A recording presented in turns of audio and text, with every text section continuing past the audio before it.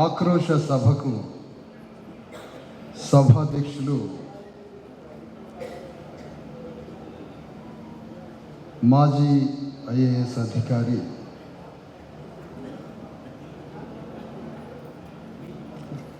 T చిరంజీవులు గారికి, ఈ కార్యక్రమానికి ముఖ్య అతిథిగా విచ్చేసినటువంటి ఉమ్మడి ఆంధ్రప్రదేశ్ హైకోర్టు ప్రధాన న్యాయమూర్తి గారు మరియు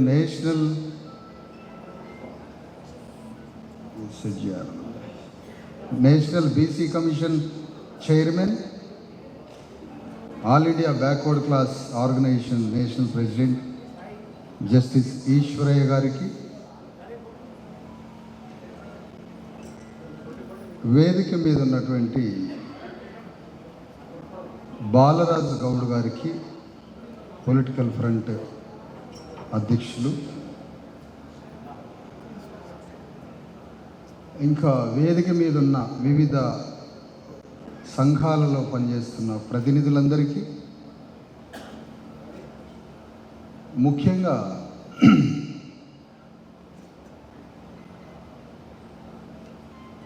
వేదిక మీద హాజరైనటువంటి రాఘవేంద్ర ముదిరాజ్, వినోద్ యాదవ్,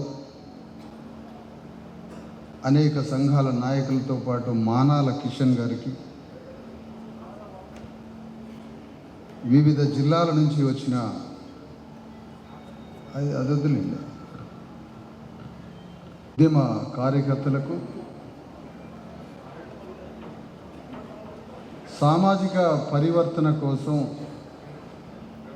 సినిమాని ఆయుధంగా మార్చబోతున్నా, ఆల్రెడీ మార్చిన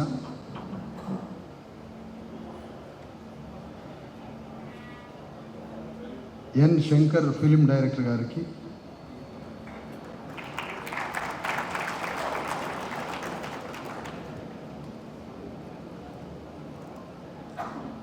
ఈ ఉద్యమంలో బీసీల భాగస్వామ్యం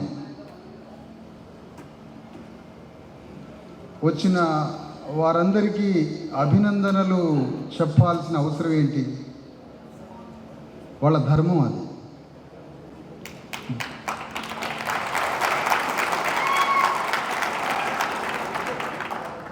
బీసీ వర్గం కాకపోయినా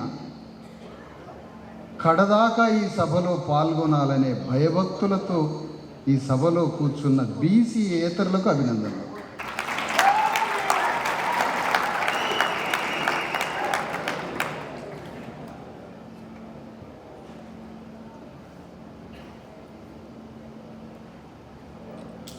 నేను ఇందాక నుంచి మనోవేదన గురైతున్నా. కామారెడ్డి అని ఎందుకు పలకాల్సి వస్తుంది అని.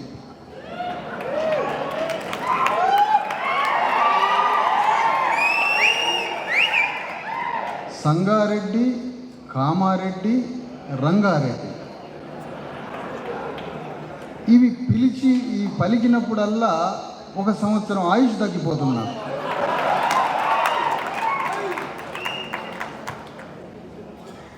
దీనితో ఒక పక్కన చస్తంటే తెలుగు యూనివర్సిటీకి సూరవరం ప్రతాపరెడ్డి పేరు వనపర్తికి మొదటిసారిగా ఎమ్మెల్యే చేసి, తెలంగాణ రెడ్లలో భూస్వామ్య మనస్తత్వంతో ఉంటే కుదరదు, రెడ్లంతా బాగా చదువుకొని రాజకీయాల్లో రాణించడానికి రెడ్డి మీసాలు మెలదిప్పి కనుగుడ్లతో భయంకరంగా చూడొద్దు, నవ్వు ముఖం పెట్టి మోసం చేయండి, డిప్లొమాటిక్గా ఉండాలి మనం ఇక నుంచి అని భూస్వామ్య రెడ్లని విద్యావంతులుగా మార్చి వాళ్ళకి రాజ్య అధికారం రావాలని సూరవరం ప్రతాపరెడ్డి రెడ్లని పునర్జీవింపజేశాడు. అలాంటి సూరవరం ప్రతాపరెడ్డి ఆంధ్ర మహాసభ ఇక్కడికి వచ్చి సాయుధ పోరాటానికి, తెలంగాణలో నైజాంకి వ్యతిరేకంగా ఉద్యమించిన ఆంధ్ర మహాసభకి నాయకత్వం వహించిన కమ్మ కులం ద్వారా సూరవరం ప్రతాపరెడ్డి కమ్మవాళ్ళని ఎట్లా ఆర్గనైజ్ చేస్తున్నారు 100 ఏళ్ల క్రితమే అని తెలుసుకొని తెలంగాణలో కూడా రెడ్లని నవ్వు ముఖం పెట్టియాల. వెలమూరులో ఏమో మొన్న తెలంగాణ ఉద్యమం ప్రారంభం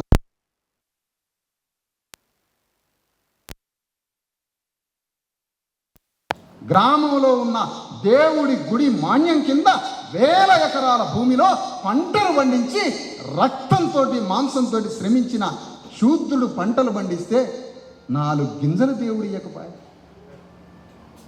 ఈ ప్రశ్న సాంస్కృతికంగా తమిళనాడు ప్రజల వ్యక్తిత్వ నిర్మాణం చేసి వాళ్ళ హృదయాలను కట్టబట్టే చల్ పోరా ఈడబ్ల్యూసీ అమలు చేయం, ఏం బిక్కుంటావురా అని స్టాలిన్.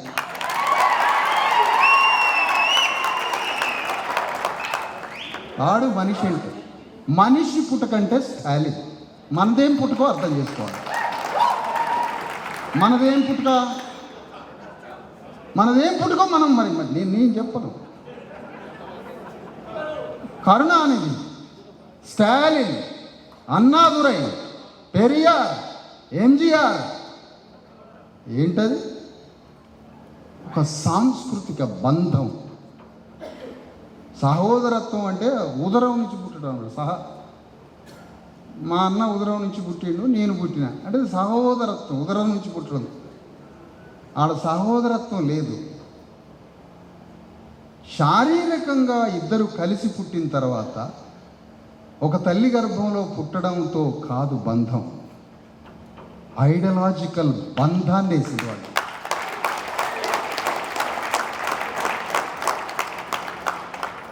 మరి తెలంగాణలో ఐడియాలజికల్ బంధం ఏంటి? విశారదన్ మాదిగోడు, మాదిగ కులస్తుడు బీసీ ఉద్యమాన్ని ఎట్లా చేస్తాడు?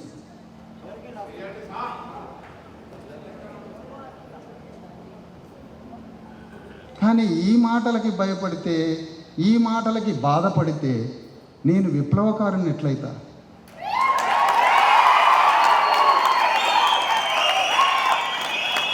ఈ విమర్శ నాకేమి నేర్పిందంటే బీసీలందరికన్నా నేనే ఒక మెట్టు ఎక్కువ చేయాలనుకుంటున్నా బీసీలకు.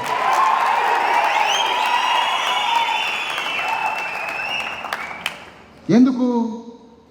వీరబ్రహ్మం శ్రీ మద్దులిరాట్ పోతులూరి వీరబ్రహ్మం కక్కయ్య అనే మాదిగని వెంట పెట్టుకొని సమాజాన్ని మార్చడానికి పోయాడు.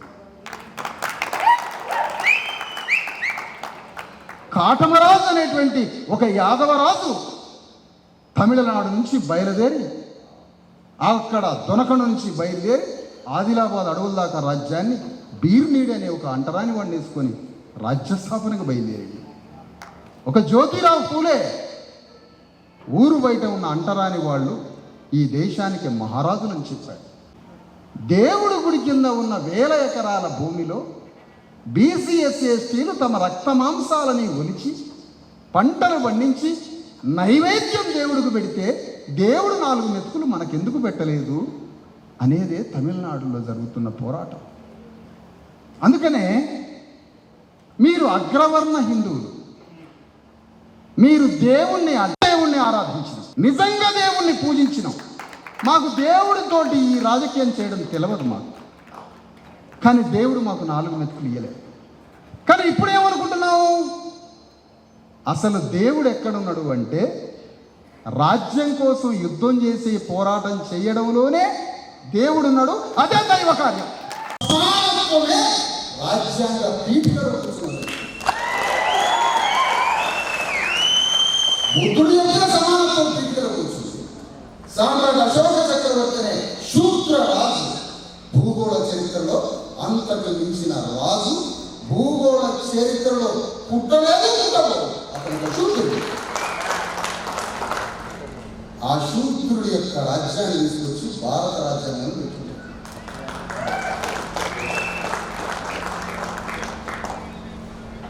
రేవంత్ రెడ్డి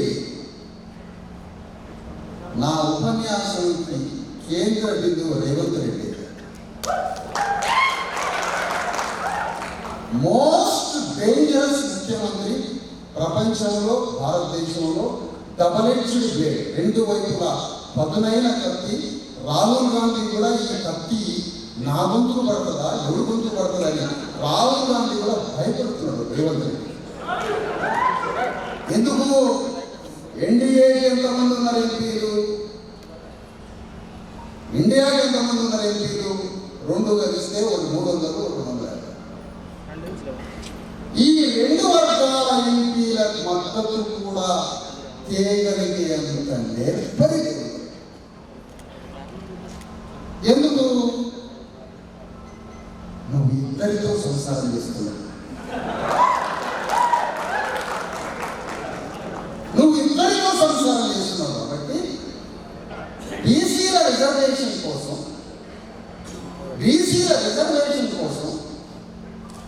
నువ్వు ఇద్దరిని ఒప్పించాలి. ఎందుకంటే నువ్వు ఇద్దరితో సంసారం చేస్తున్నావు, నువ్వు ఇద్దరిని ఒప్పించాలి. ఇట్లా భారతదేశంలో చంద్రబాబు నాయుడికి భయపడుతున్నాడు, ఆ తర్వాత రేవంత్ రెడ్డికి భయపడుతున్నాడు. చంద్రబాబు నాయుడు ఏమో ఎన్డీఏలో, కానీ ఇండియాతో కూడా సంబంధాలు పెట్టుకొని ఉండని మోడీ భయపడుతుంది. రేవంత్ రెడ్డి ఇండియాలో ఉన్నాడు, ఎన్డీఏతో సంబంధాలు పెట్టుకుంటున్నా కానీ రాహుల్ గాంధీ. ఏదైతే మేము 100 మంది 200 పోయి ఢిల్లీ పోయి సరిగా రావాలంటావా? ఆడ ఆర్పీఎఫ్, బోర్డర్ సెక్యూరిటీ ఫోర్సు వాళ్ళు పోలీసులు మా మీద కాల్పులు జరిగే బుల్లెట్ల వర్షము, వాటర్ వర్షము, రబ్బర్ బుల్లెట్లు, టియర్ గ్యాస్లో దానిపై సావాలా? ఒక ముఖ్యమంత్రి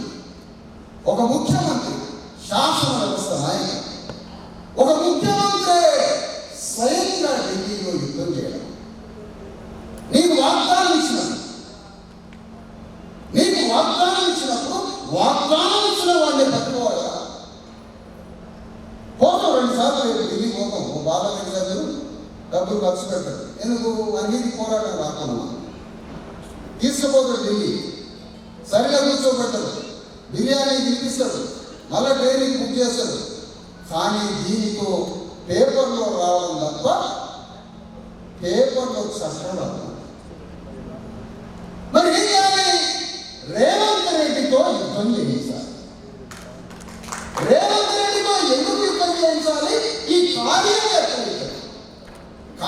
ఎట్లయితే ఈ కార్యాన్ని ఫలించడం ఎట్లా?